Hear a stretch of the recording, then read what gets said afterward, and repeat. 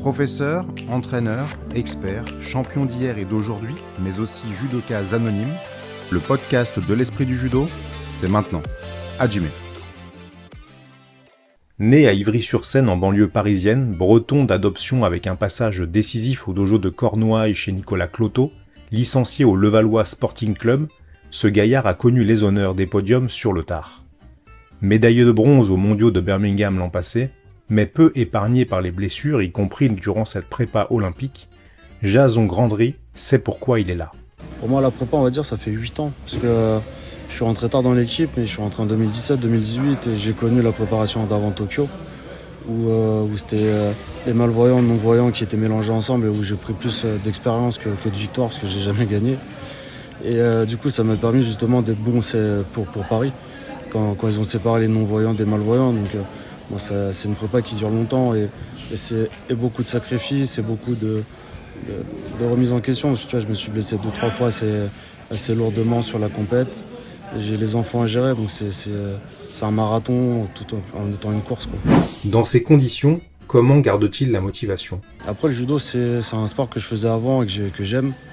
Et je pense que par rapport à certains jeunes qui arrivent dans l'équipe, moi j'ai déjà ma vie de famille, j'ai construit d'autres choses avant, donc pour moi c'est du plus. Et plus je vais aller loin, mieux ce sera, bien sûr. Et du coup, je le garde en passion et tant que ça me fait plaisir, j'avance comme ça. Et après, dans l'équipe, vu qu'on est très soudés, après chacun a son petit rôle, tu vois. T'as le papa, celui-là qui va plus parler, et ainsi de suite. Donc chacun a son rôle dans l'équipe et ça matche très bien. Quelles sont ses espérances pour cette première paralympique ? Ça va être une grande découverte parce qu'il va falloir que j'arrive à gérer l'effervescence du public, des fans ou des gens qui sont là-bas, de gérer le bruit, parce que moi, dès qu'il y a beaucoup de bruit, vu que je marche avec les oreilles, ça m'embête. J'ai demandé à Cyril de Pagès, qui est mon coach, si on pouvait faire 2-3 séances comme ça, donc c'est en prévision. Et même si c'est pas exactement pareil, mais au moins de pouvoir travailler avec du bruit, ainsi de suite, je trouve pour moi c'est important. Ce qu'il faut savoir, c'est que les zones elles sont grandes, c'est du 10 par 10, plus après tu as encore 3 mètres, je crois, où le coach est encore plus loin, donc il va falloir bien écouter le coach et se focaliser sur sa voix et pas sur toute l'ambiance autour. Et je pense essayer de faire le focus et que d'avoir plein de bruit, que ça fasse juste un bruit ambiant et que moi ça m'embête pas plus, quoi.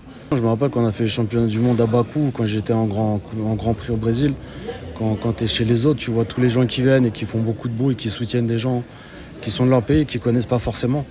Et je pense que pour Paris ça va être comme ça. Du moment qu'ils vont voir français, ils vont soutenir à fond, qu'ils nous connaissent ou pas, mais ils seront derrière nous. Après, il va falloir gérer les combats l'un après l'autre, quoi. Et chaque combat, il faut que je fasse comme si c'était une finale, donc on va faire comme ça. Et après, bien sûr, on vise tous la médaille d'or. Mais déjà, d'être qualifié à Paris, pour moi, c'est exceptionnel.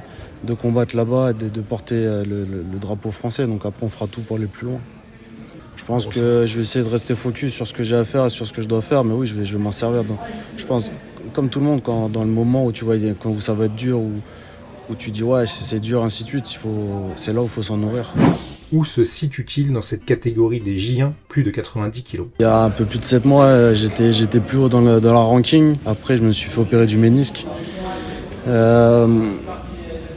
Après, il a fallu revenir. Du coup, je suis redescendu dans la ranking. Et forcément, là, au premier tour, je vais taper soit le 1, le 2, le 3 ou le 4. Et c'est 4 beaux combattants.